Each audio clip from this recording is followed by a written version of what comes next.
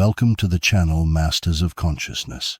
In today's episode, I invite you to meet one of the most influential contemporary spiritual teachers, Eckhart Tolle.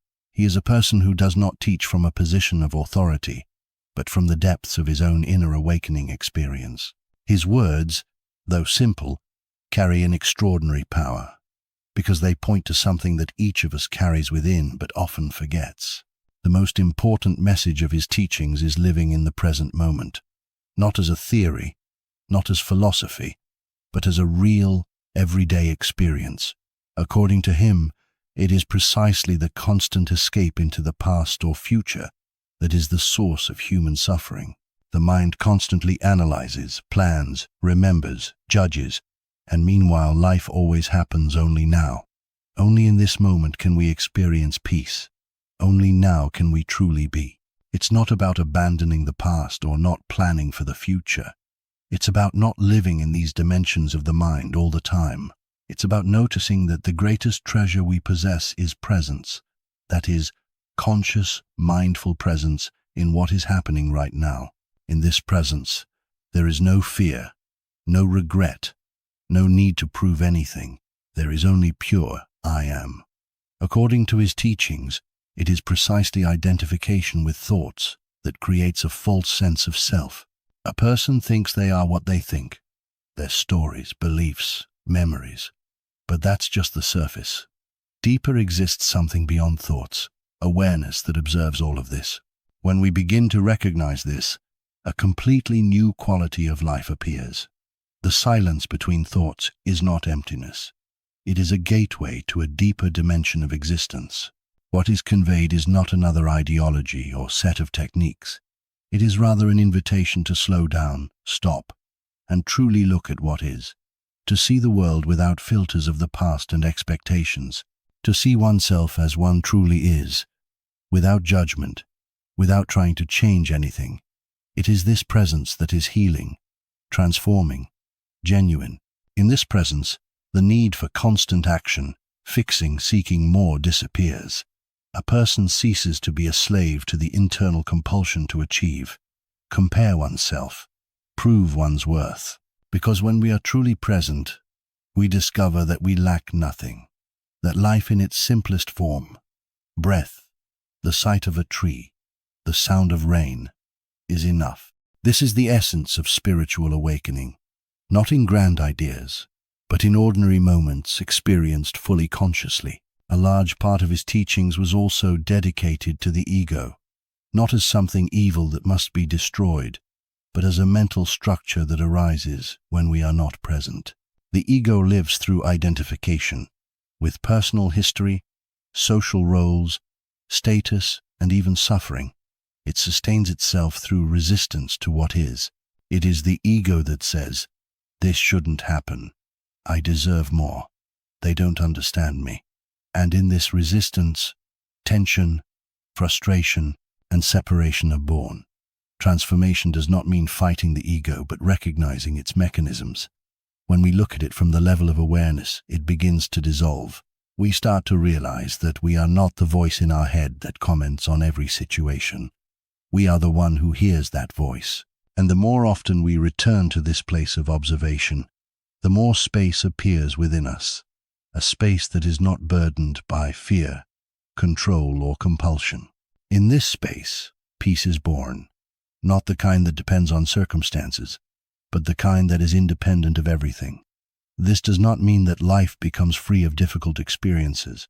They still appear, pain, sadness, uncertainty, but something changes. We no longer identify with them.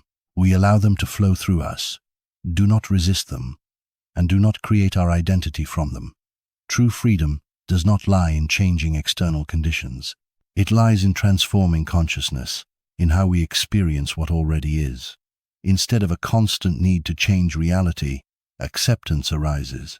Not passivity, but deep acceptance that gives strength and clarity. From this, true action can emerge. Not a reaction born of fear, but a response rooted in presence. A significant part of his message is devoted to the theme of suffering, not because he focuses on the negative aspects of life, but because he shows that it is through suffering that many people begin to seek a deeper meaning. Suffering can be a gateway, a signal that something is not working, that the current way of life does not lead to fulfillment. But it can also become a trap if a person begins to nurture it, making it part of their identity. The key lies in seeing suffering as a teacher, not as a definition of oneself. According to him, much of our pain is mental pain, not caused by real events, but by how we interpret those events. What happened is one thing, but the entire story we create around it, why it happened, what it says about me, what will happen next, is a construction of the mind. And it is precisely this that most often hurts. When we start to understand this, we can stop fueling these narratives. We can simply be with what is, without the need for immediate resistance, judgment, or control. Words about the painful body also matter. The energetic structure that we carry within us, as a result of past traumas, emotions, and unexperienced pain.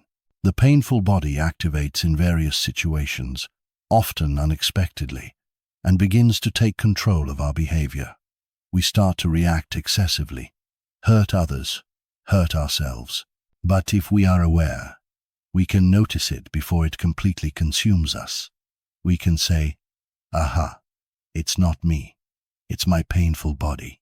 And instead of engaging in its drama, simply be present. That is enough for its power to start weakening. This mindfulness towards oneself also extends to others. When we stop viewing the world through the prism of ego, we begin to truly hear and see other people, not as roles, not as sets of beliefs, but as human beings who, just like us, desire peace, love, and meaning. Relationships cease to be a struggle for rightness or power. They become a space of presence, empathy, and mutual recognition. It's not about becoming perfect. It's about being true. Every moment is an opportunity to return to oneself, to what is real, to what is unchanging. And what is unchanging is not what we think, but that quiet presence that has always been with us, even when we forget about it. In his teachings, we won't find complicated theories or promises of enlightenment in exchange for fulfilling certain conditions. It's rather an invitation to deep simplicity, to discover that what we seek throughout our lives, peace, joy, meaning, is already within us. Nothing needs to be added to it. We only need to stop separating ourselves from what is here and now. And that's why he so often repeated that the present moment is everything we have, not as a metaphor, but as a reality worth noticing and consciously experiencing. When we are fully in it, everything else begins to fall into place, not because the world is changing, but because we stop struggling with it. We stop setting conditions. We stop fighting what life brings. Presence does not exclude action. On the contrary, it makes action more purposeful, pure, and free from egoic impulses. We no longer act out of the need to confirm our self-worth, but from a place of inner fullness. What we do ceases to be a means to achieve someday, and becomes an expression of who we are here and now. Such a life, rooted in the present moment, free from constant resistance, becomes a profound experience of peace, not the superficial kind that depends on external silence, but the internal one that cannot be destroyed even in the midst of a storm. Such peace does not come from external achievements. It comes when we stop imposing conditions on the world and on ourselves. This is not a spectacular path. It does not require abandoning the world, nor does it require special rituals. It only requires one thing: to be aware. In every breath, in every glance, in every gesture. This is the spirituality of everyday life. Deep, quiet, real. Thank you for being with us today. We hope these words helped you pause for a moment and look within yourself. If you want to continue discovering the wisdom of masters, remember to subscribe to our channel. Many beautiful meetings are still ahead of us, with teachings that transform life not through words, but through presence. See you in the next episode. May awareness guide you every day.